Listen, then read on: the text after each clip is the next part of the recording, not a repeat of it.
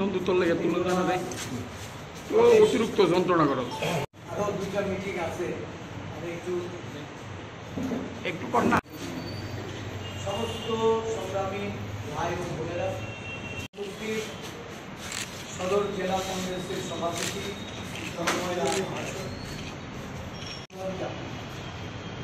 আপনারা জানেন যে শাখা সংগঠনগুলি অনুষ্ঠিত হয়েছে। সমস্ত সংগঠনের দাবি দাওয়া পেয়েছে আমাদের বিগত 2 মাস ব্যাপী সারা দেশে ভারতীয় জনতা পার্টি সরকার প্রতিষ্ঠা হওয়ার অধিকার থেকে বঞ্চিত করে রাখা, সংবিধান প্রদত্ত ক্ষমতা এটাকে যারা সংবিধান অমান্য করে এই দেশের বিরোধী অসংগঠিত শ্রমিক ভাই বোনদের সেদিন আপনাদের দীর্ঘদিন বাদে আমরা একটা জনসভায় আমাদের আগামী 11ই মার্চ জয় বাপু, জয় ভীম, জয় সংবিধানের কেন্দ্রীয় জমায়েত আগরতলা, এবং সেটা হবে ওরিয়েন্ট চমনিতে। আমরা এই জমায়েতে আমাদের কেন্দ্রীয় নেতৃত্বদের তাদেরকে আমন্ত্রণ জানিয়েছি। আমাদের এই জমায়েতে সারা রাজ্য থেকে সব কয়টা আমাদের বিভাগ, গণসংগঠন, যা আমাদের সেল, শাখার সংগঠন, সারা রাজ্য জুড়ে তারা তাদের প্রচারাভিযান চালিয়েছে। আজকে অসংগঠিত শ্রমিক কংগ্রেসের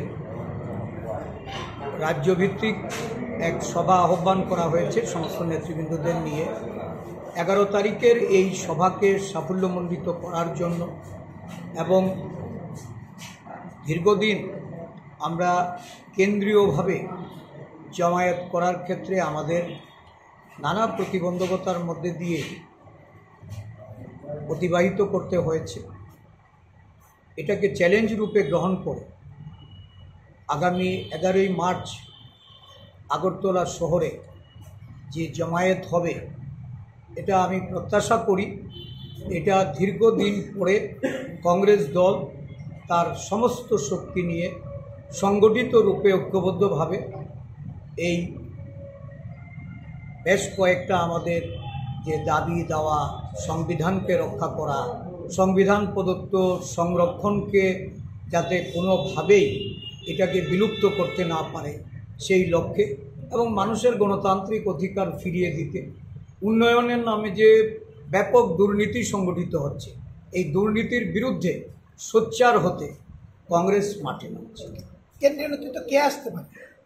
আমরা কানাইয়া কুমারের কথা বলেছি, এবং গুজরাটের যিনি এখন জনপ্রিয় নেতা জিগ্নেশ মেওয়ানি, আমরা ওনাকেও আমন্ত্রণ জানিয়েছি। এটা আমাদের রাজ্যে আমাদের নতুন যে ইনচার্জ সপ্তগিরি শঙ্কর উলাকাজি, উনি আমাদের রাজ্যে 7 তারিখে আসছেন। 7, 8, 2 দিন উনি রাজ্যে অবস্থান করবেন। অবশ্যই ওনাকেও আমরা উপস্থিতির জন্য আমাদের দলের পক্ষ থেকে আমরা অনুরোধ করি।